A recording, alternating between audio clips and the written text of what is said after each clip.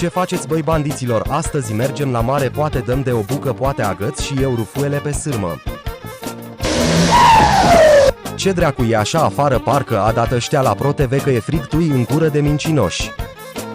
Trebuie să-l sun pe Vericu, poate merge și el la mare. Vericule, ce pula mea faci? Mergi la mare? Da, merg, hai că iau și eu BMW-ul, ne vedem acolo, să-i dai talpă să nu dăm de Gabor.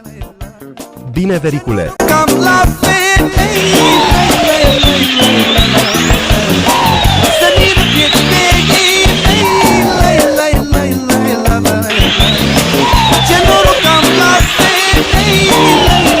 Hai mai date-ne pula mea, ia porumb cu sare, da ia uite-l cât e de mare, e mai mare ca o floare, lovar foamea să vă ia cu a luat pe soacră mea. Baga mea și pula nemăta și în porumbul tău. Barosane, scoate bani că te îmbrac în stil Armani și o să moară toți dușmani. Du-te că n-am niciun ban. Să-ți iau familia în pulă.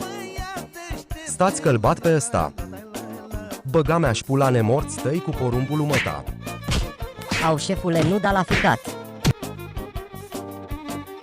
Vericule, de nota 10, vericica asta. Știu, Vericule. Bandiților, vă las că gacica asta trebuie mângâiată.